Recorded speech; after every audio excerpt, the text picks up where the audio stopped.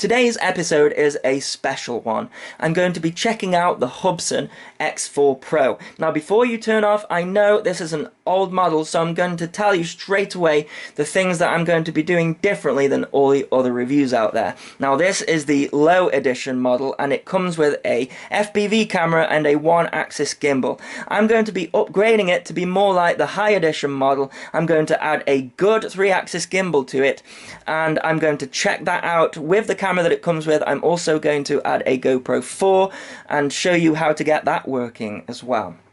So, me and the Hubsan X4 Pro have a history. You see, my first ever quadcopter was the Hubsan H107D Micro FPV all-in-one quadcopter, and I absolutely loved it. However, after some time, I was looking for an upgraded model. I wanted to do aerial photography. I wanted an aerial platform, and at the time, the only really good option was the DJI Phantom 1. But shortly after the H107D came out, Hubsan announced the H109. Now, when they first announced it, it didn't look anything like this. It actually looked more like the H501S that we now know and love. And then later they announced that they were scrapping that model and they were going to be bringing out a DJI competitor, and that was going to be the H109S X4 Pro. Now, I was loyal to Hubsan because I also owned their Hubsan Spyhawk, which I absolutely loved, and what I was really after was a quadcopter version of that with brushless motors.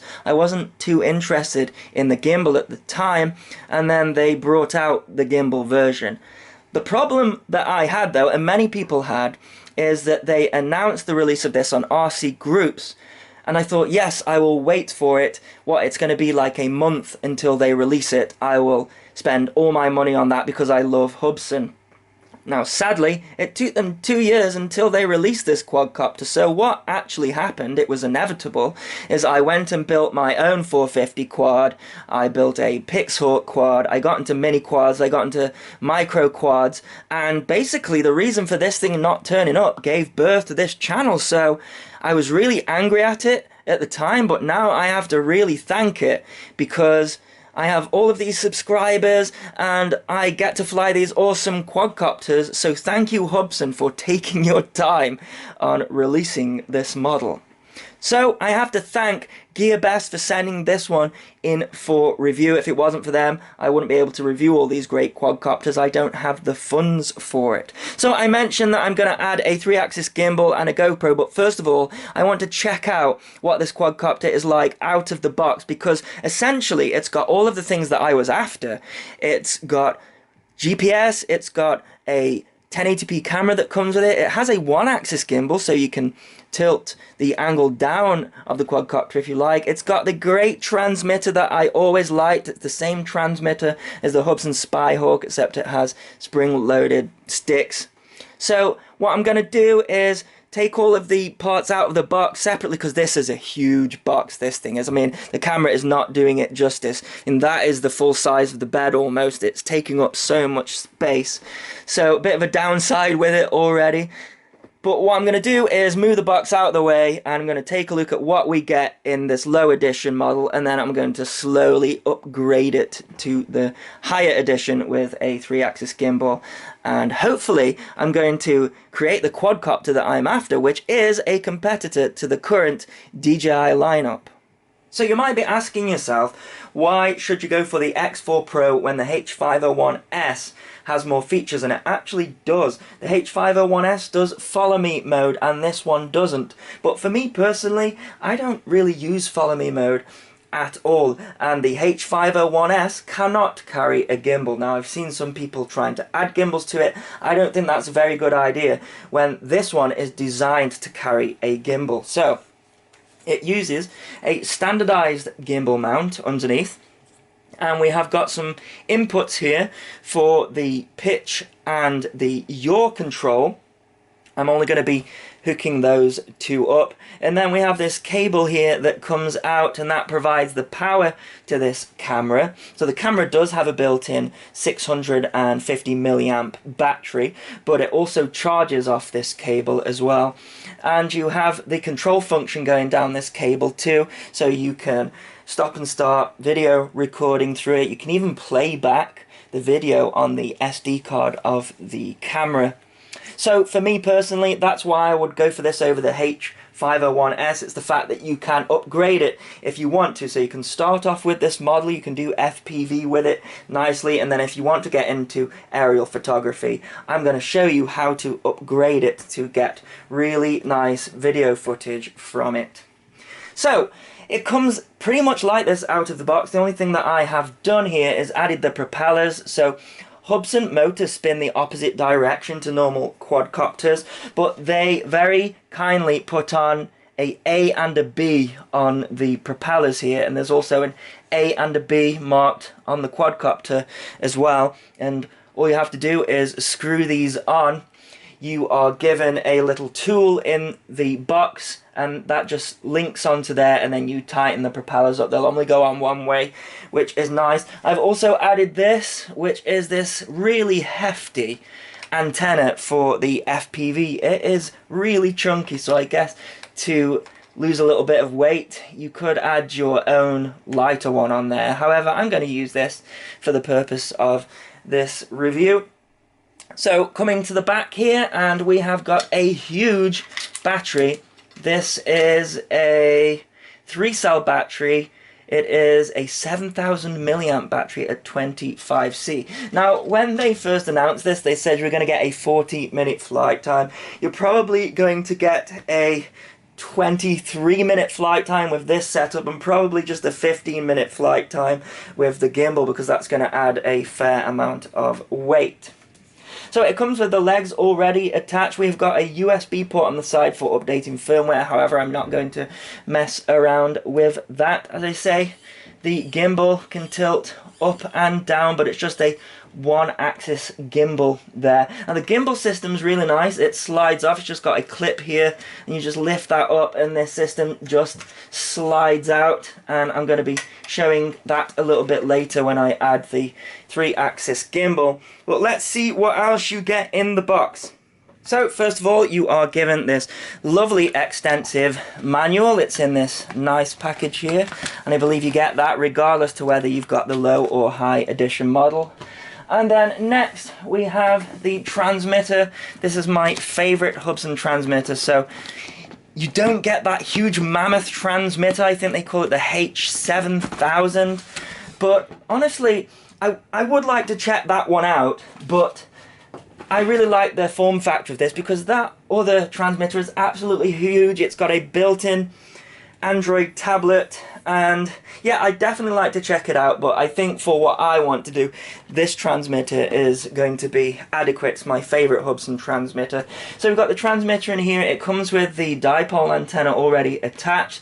Now, you don't want to turn the transmitter on without this attached, and you get given this 5.8 gigahertz patch antenna, and you can power it up without this, but you're not going to get very good video reception if you do so. It looks like it is SMA, which is good. It's compatible with the immersion stuff. So just going to screw that on there.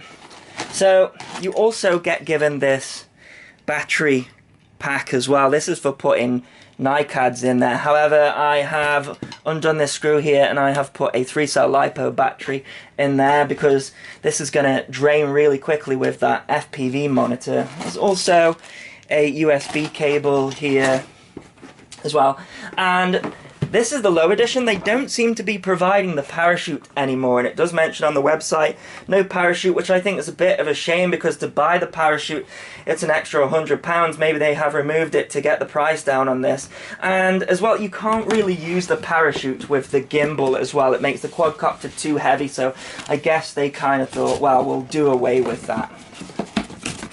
So let's just put this box to one side, and I'll talk through the transmitter. So yeah, as I mentioned, it's my favorite transmitter here.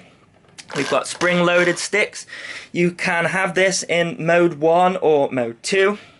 So to have it in mode 1, it's both sticks to the side there, and turn it on, and it'll say calibrate sticks for mode 1, so you just have to move the sticks around a little bit and then press one of the trims in for a couple of seconds, and then it's indefinitely in mode 1, and for mode 2 it's both of the sticks that way, but I'm a mode 1 flyer, so I'm going to be using that.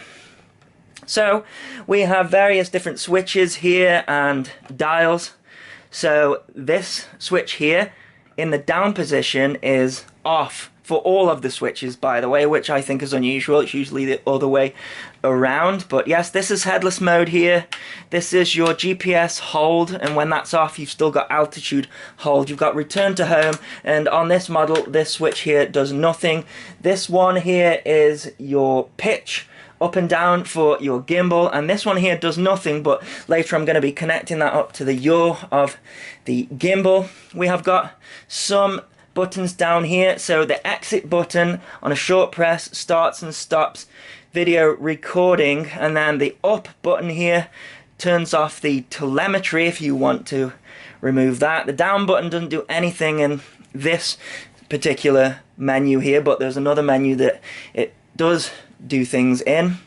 And then this here switches between the different camera settings. So let's get the quadcopter plugged in first of all, so I can show you that.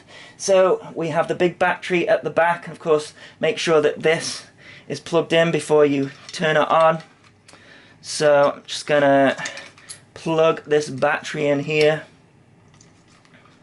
Actually put it in the wrong way. It's better to put the battery in the other side so that you can easily clip them in. So I just need to twist that up right there. I did notice that when you, can you hear that? You might not be able to hear that, but when it's in the fully up position, it sounds like the motor is straining, so I'm just going to tilt that down slightly. Now you can see that we have a red light on the camera, but you do have to power it up before you get anything through here. You also have to provide your own micro SD card as well. I'm using a class 10 micro SD card. It's a 16 gigabyte.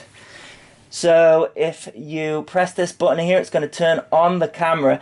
Now, as I say, the camera has a built-in battery, but if the battery is too low, this is only charging it, it seems. And the camera will shut off if the battery isn't charged high enough. So definitely be careful with that. We can manually start the recording here by pressing that button. If you long press it, it does format the SD card, so be careful if you're doing that. So you can see that the video has now booted up. We've got various things on the screen to talk about. So you will see that I have put a cover over my GPS position. That is just for privacy. But if you lose the model, then it will have the last known GPS position here. You can put that into Google and potentially find your model. We have the number of satellites here. Now it's got 6 at the moment. You need a minimum of 6 before that you can fly. However, I recommend waiting until it's got the most amount of satellites. Around here it's about 12, and I'm indoors here, so I'm not expecting a decent GPS lock. Make sure that you're outside for that. We have got the altitude hold indicator here, so this changes depending on what mode you're in. So if you want to go into GPS hold mode, you flip that switch and it'll say GPS, but we need to calibrate the compass first of all, and I'll talk about that in a bit. We've got the voltage here of the transmitter, and then you can't see it very well, but the voltage here of the quadcopter, so no percentage, just the voltage, and the quadcopter will return on its own when this gets to 10.8 volts, and it doesn't seem to give you any warning about that, which is quite scary because you can't take control of the quadcopter once it starts doing that unless you come out of GPS hold mode, so definitely be careful with that. We have got the heading here, and we have got the roll and pitch angle. I'll never be using that. Speed in meters per second, and then we've got the distance away from the pilot in meters, and then the height in meters as well. There's a couple of indicators also on the on-screen display of the camera, so it's telling you that it's in 1080p HD and that we have 52 minutes left of space. So I mentioned that if you press this, then it should start video recording. However, because I haven't calibrated the compass, that might not do anything. Oh, it does. So it started recording there. So if I press exit again, that stops video recording. If I press up, you can see that it removes the telemetry off the screen, and down. Doesn't do anything at the moment. Then enter switches between the different video modes. So we're now in photo mode, so if we press that button there, it will flash and take a photo, and then another press should actually take you into being able to view videos that are currently stored on there. So yeah, that's nice that you can do that. So we have another menu that we can go into. In order to do that, we need to drop the throttle and then hold down the enter button, and you can see there that you can reverse channels if you need to. You can change the 5.8 gigahertz frequency if you're getting interference, which is the same as all the other previous models, and then we can press exit out of there. It's gone back into photo mode, and then play mode, and then back to our camera mode. So it's saying calibrate the compass. Now I have found that it's best to do this with the video recording. You see, what the calibration is going to do is it's going to create an offset for magnetic interference, and things that can interfere with that is a camera that is recording. So I found that if I didn't calibrate the compass with the camera not recording, I will get a toilet bowl effect. But if I set the camera going with the record function and then calibrated the compass, then I didn't have a problem. So that's a bit of a pain, that is. It took me a while to figure that out, but it's an easy fix now. So you can see there it says calibrate compass 1 on the transmitter, and all that you have to do is just twist this a few times until that says calibrate compass 2. Now make sure you do this outside, don't do this inside. I'm just doing this to show you, and also make sure that the transmitter is away from the quadcopter and that you're not close to any metal objects either. So when it says calibrate compass 2, then you just have to point the quadcopter down and twist it like that until it says complete, and it will beep. Now, did you hear that? The transmitter started beeping, and this is something that I found with this model as well. When you cover the GPS module, it loses GPS. And you see there, I'm just covering it with my hand. Quadcopters don't really do that anymore, so I guess that's just the age of the model. But we are pretty much ready to go. Other than that, to arm the quadcopter, it's both of the sticks out to the side. And one thing that I really like about this one is that when you throttle up, it takes a while for it to lift up off the ground, and it's very stable, so I like that about it. Of course, with this transmitter, you can use it as a standalone transmitter as well, and the way that you do that is turn it off, hold down the exit button like that, and then turn it on. Of course, it's probably going to bind to the quadcopter at this point because it's turned on, but you can go in there and set your own 5.8 gigahertz frequency if you like, and we've got our on-screen display as well. So that's quite a nice feature. So let's go and take a look at the other things that you get in the box with this. So you are given the propellers and also a spare set of propellers, which is nice. We've got a USB mini B lead in there. I guess that's for going into the side of the quadcopter if you want to update the firmware. And this is that little tool I was telling you about. It's really handy. It just slots into the motors there, and then you can twist the props on and off really like that. So that's the propellers. You are also given a spare gimbal, and this is what I really like because this is what I have used to get a 3-axis gimbal on there. I'll just open this. This is for putting a cell phone in. Now, I don't know about you, but personally I would not use this. However, you can see there that the top of the gimbal is missing, and that is what I have used to secure my 3-axis gimbal to it. Again, you've got a pitch tilt there on that, so you're also given that in the box if you believe that your cell phone's camera is better than the one that comes with the quadcopter. But me personally, I don't want to add another 800 pound of gadgets in the sky to it. So you're also given these prop protectors as well, but I'm not going to be using these, but it's nice that they give them to you. So it also comes with a balance charger, and it's a nice charger. get a power supply with it, and it charges the battery via the balance port here. So it's going to take a while to charge off this, so I'll be using my hobby grade charger, which is easily done because it comes with an XT60 connect on the battery. But if you do want to charge it off this, you can. It's going to take a few hours. It also has a 1-cell charger as well. It's a micro Lozzy, and I believe that is when they included the parachute in the kit. It has a 1-cell battery in it, but nice that you get given this charger as well. You pretty much have everything to go and fly it. So speaking of flying it, let's go and do that in this configuration, and then I'm gonna come in and land, and I'm gonna upgrade it with a 3-axis gimbal. Okay, it's an absolutely horrible day today. It stopped raining for a brief second, so I don't know how long I'm going to have, but let's go for a quick FPV flight. So I'm not going to take off in GPS hold mode. I've got 7 satellites, which isn't quite enough. 8 now, slowly going up, so I'll be able to turn the GPS on in a moment. But let's go for a takeoff. So to arm both of these sticks out and go for a takeoff. Now what I like about this is it takes off very slowly, and I'm going to try some FPV with it. So despite it being a washout today, it's quite calm. Let's go for that GPS hold now. We have 11 satellites, so let's see what it's like with the GPS hold. Bring it a little bit closer.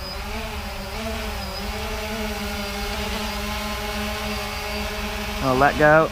Does seem to be drifting slightly, which is expected really for a quadcopter that doesn't have any sensors underneath it. It is going to drift. It's not going to be as accurate, but it's not too bad. Sort of settled out there.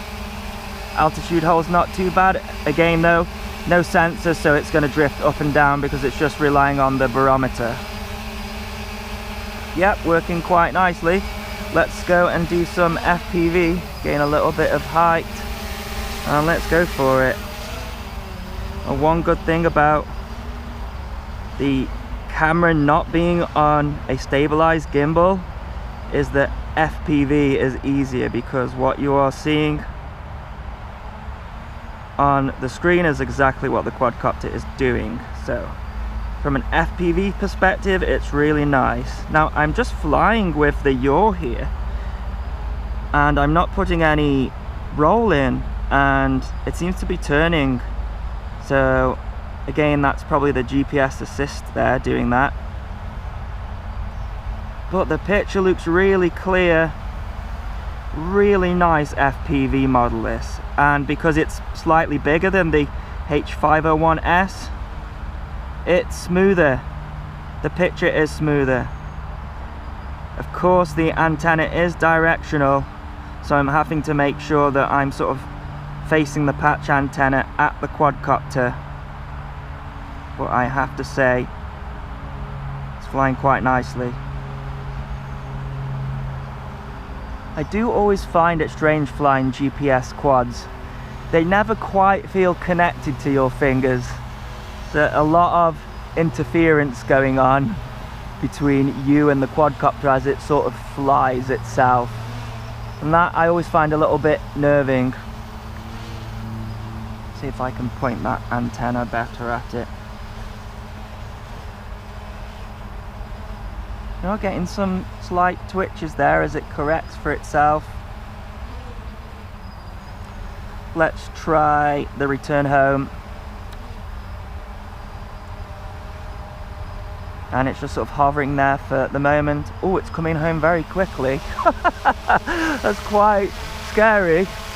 Let's see where it lands. I might need to interfere with it. I have no control at all at the moment. It's coming down. I'm going to interfere with it because it's going too near the tree, but seems to be working. Yeah, so I don't like that you can't sort of steer it while it's in that return to home mode. I would rather that you could do that in case it goes too close to a tree like it did. You know, it's not going to land exactly where it took off this one. do a little bit more FPV. Now the range on this should be really good.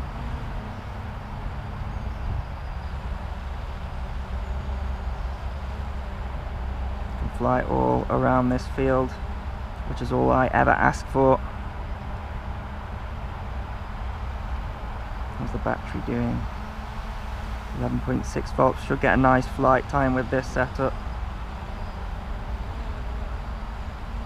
I think the antenna on the aircraft's pointing the wrong way. I'm getting a little bit of breakup.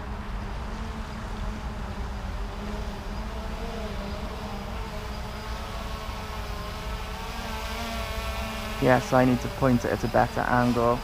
Let's come in for a landing and change that.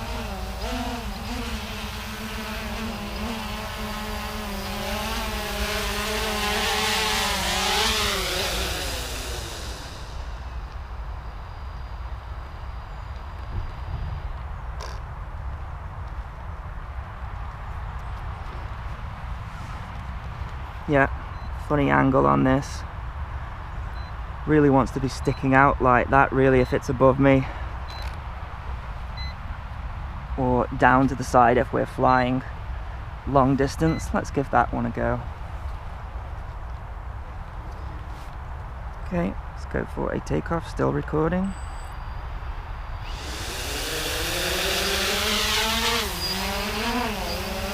I'm actually going to stop the recording because I found that if there's a problem with the camera, like it loses power, then you lose your file. So press exit to stop video and then exit again to start it.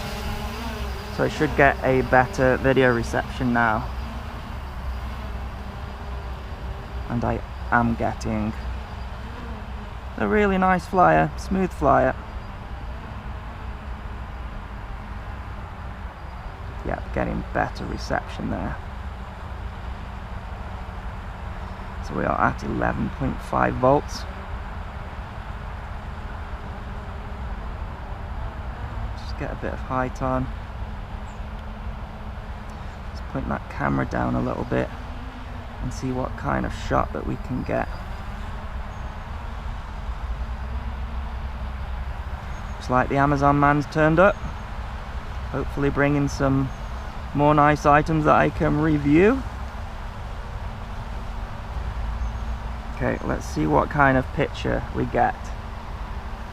We are currently at 25 meters up and it's wobbling around. It will point straight down. This one, will it go even further back? Oh, that's weird. It goes upside down. What voltage are we at? 11.4. This thing's going to fly forever like this. So what I'm going to do is save the battery and hopefully I can get some footage of the gimbal. Those LEDs underneath are so bright. And I did get a chance to fly this in better weather and you could still see the LEDs, which is nice.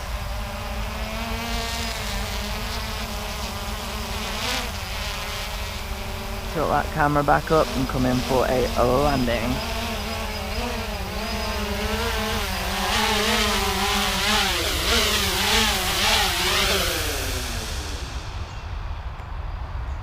Not the smoothest of landings, and you do have to disarm the quad when it lands. I would like to have seen the propellers automatically stop, but there you go. Let's get and put a gimbal on this thing. So this is the gimbal that I'm going to be using.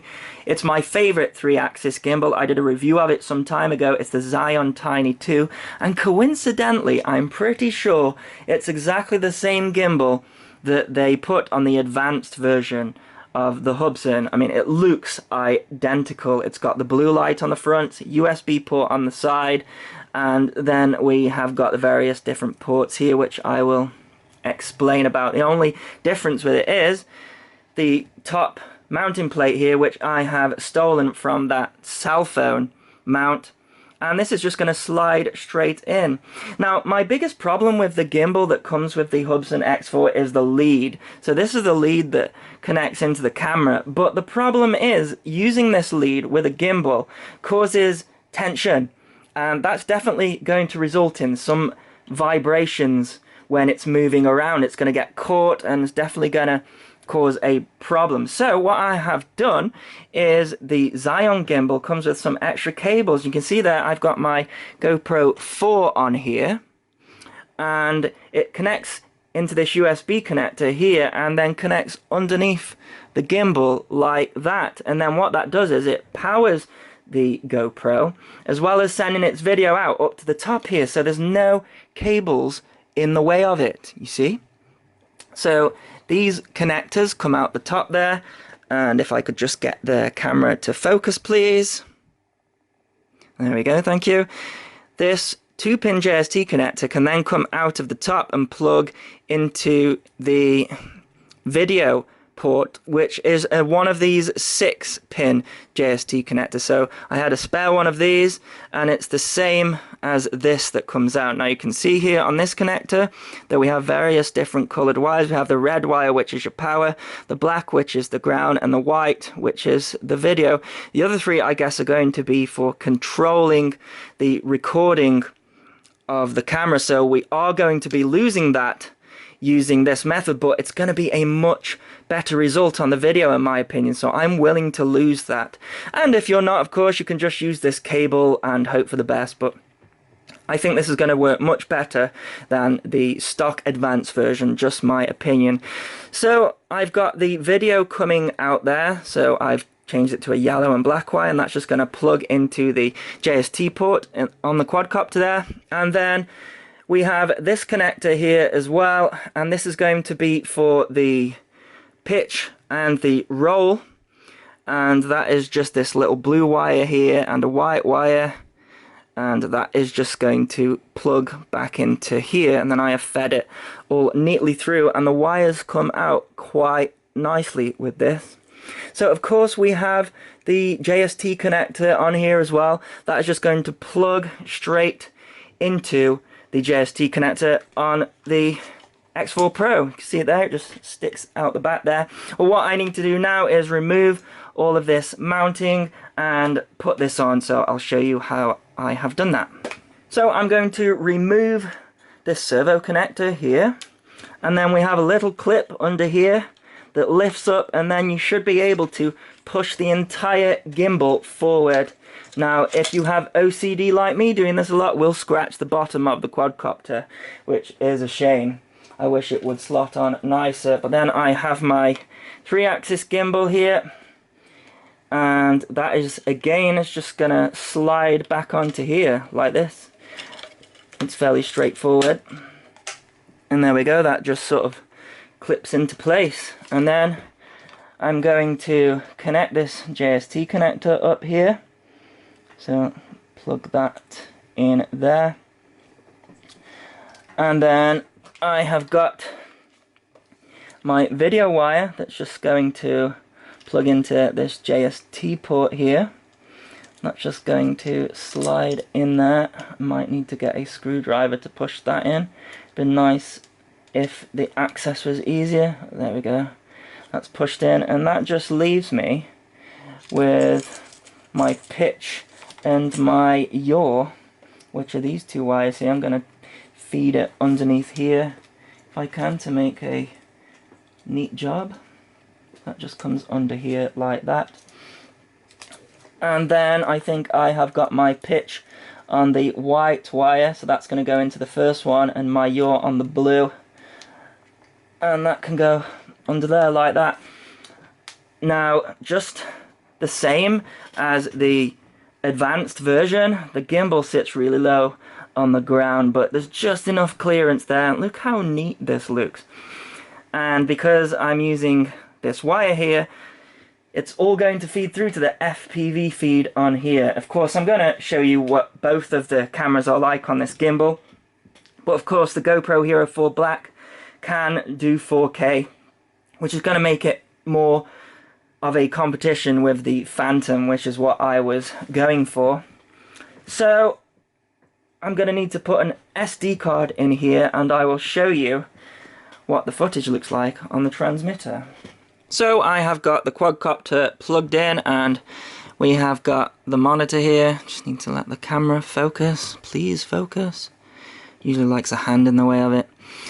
So you can see here now on my pitch, I can pitch down and up, and also on the yaw as well. Now I don't know what the gimbal is like on the Hubsan model, but this one has got the latest firmware for the Zion, so it means you can tilt the camera around almost 360 degrees. I think it's 270, so almost at the back there, which is really cool. Of course, you need to set the video recording going before you take off, but I can definitely live with that. Another good thing of the GoPro is you can set it to narrow or medium, so you don't get these legs in shot as much as you do with the stock camera. And if you use the really narrow field of view, then you don't get the legs in at all, which is quite nice. Of course, that makes the quadcopter much more expensive than it is out of the box, and probably much more expensive than buying a Phantom as well, so definitely be aware of that. So what I'm going to do is put the stock camera on this and also the GoPro. Let's go do some flying, let's have some fun. Okay, so starting off with the Hubsan camera, let's go for a takeoff.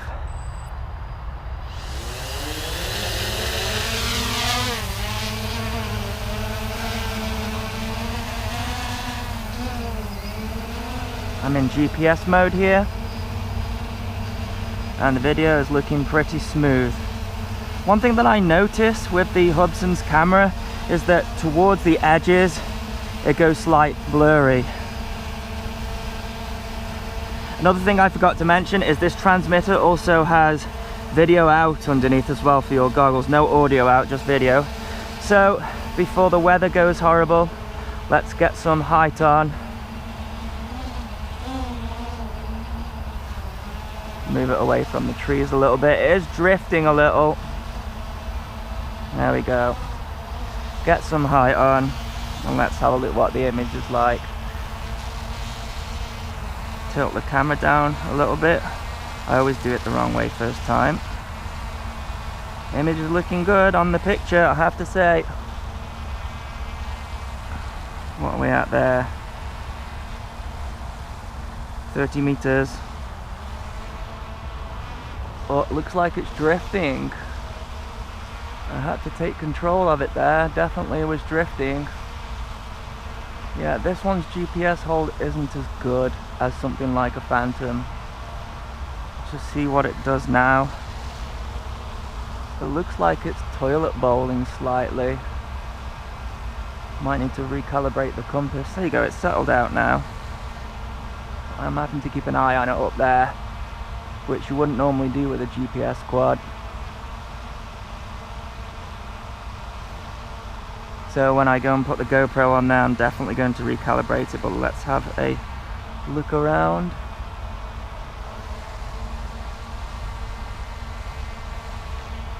This gimbal is fantastic, but just looking at the quadcopter, it's circling. Now I did calibrate the compass here with the video recording and the gimbal on, but it looks like it needs doing again. Just look how you can turn this camera all the way around. It's a lot of fun. All the way around. 270 degrees there, but I'm not sure why you'd want to do this when the quadcopter's legs are in the way.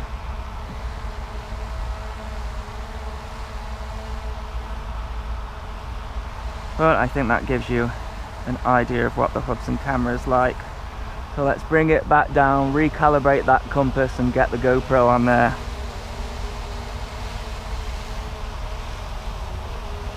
Before we run out of light and run out of battery.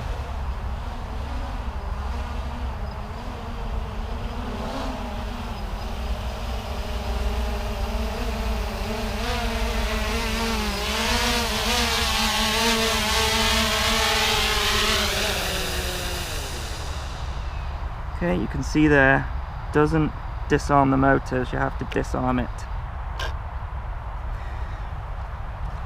So I'm also using the gimbal without the cable, with my own cable, so I have to start and stop the recording manually, which isn't a problem. Let's get the GoPro in there. Okay, so I've got the GoPro 4 connected here. Let's go for a quick flight before I lose light.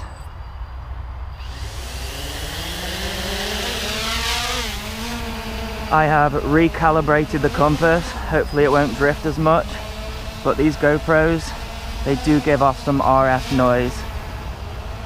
So, just gonna turn towards us here. The picture looks great. Move the camera down a little bit and turn around, and this is where it seems to struggle when you turn it around. Let's see how it drifts. Looks like it's going into a toilet bowl to me. Now, I calibrated the compass, so I'm gonna have to keep an eye on it. Well, the gimbal footage looks pretty good, so let's move it back and let's take it up a bit. But yes, sadly I'm not able to rely on the GPS hold as much as I would a Phantom or something like that. So I'm up there, definitely moving around. Let's move back a little bit, gain a little bit of height.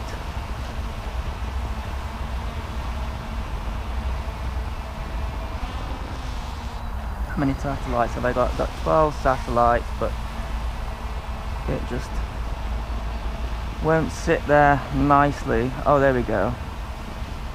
Let's come out of GPS hold mode a second and go back into it. Yeah, it must be some noise coming off that GoPro. Being brave, what are we at there? I don't look away from it, if I'm honest. Look at that, toilet bowling, definitely toilet bowling, and it gets worse unless I take the controls.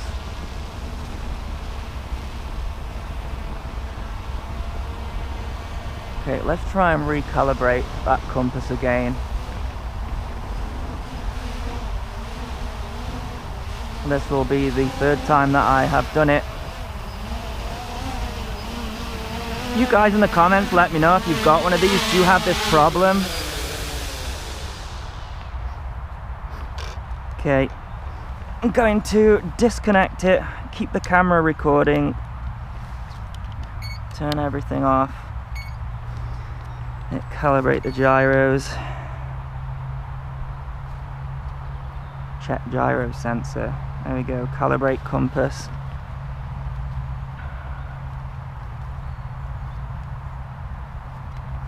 Compass 1,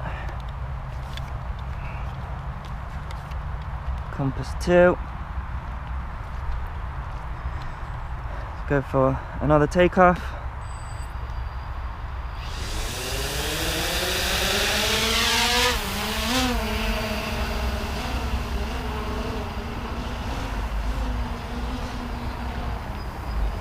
I'll let go of the sticks a second. We're getting close to our landing voltage. It's just going to take control of the quadcopter in a minute. 11 volts. Let's try turning it around. That's where it seems to toilet bowl. Let go of the sticks. Looks like it's still drifting to me. Oh, drifting a lot, that is really drifting. So struggling with this setup. If I touch the sticks, then it's fine. Got a flashing light on the back there. I'm going to come out of GPS hold mode. Actually flying smoother like that, which is a shame. So I don't think this is going to replace a Phantom. Maybe if I put some RF shielding on it. But I'm just flying it around line of sight here mostly. But you know, I think that gimbal footage is coming out well.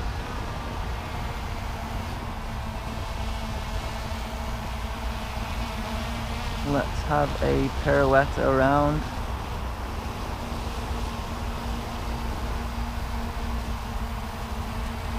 I really like that about this gimbal. All the way around.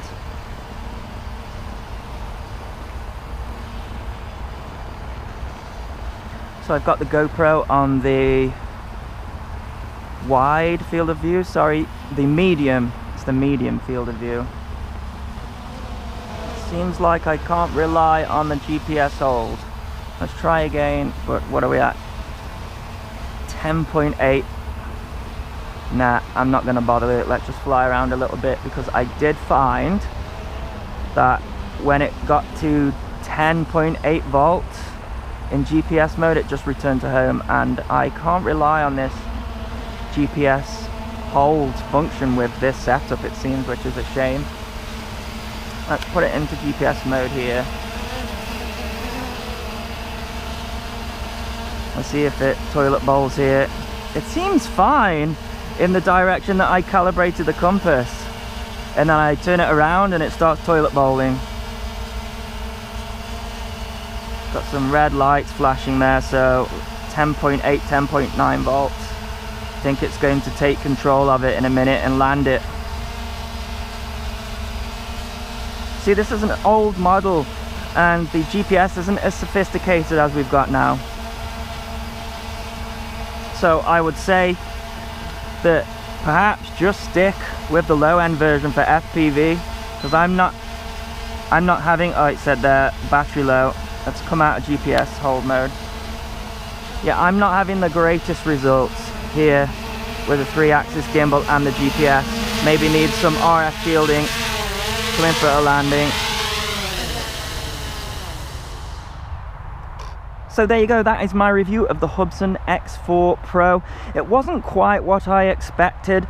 It's designed to carry a gimbal like this and camera, I guess maybe not the GoPro. I had better results with the Hubsan camera. I think this one's giving off a little bit too much noise for that GPS system. So that's a shame. But there you go. Thanks so much for watching. Please continue to subscribe. Cheers.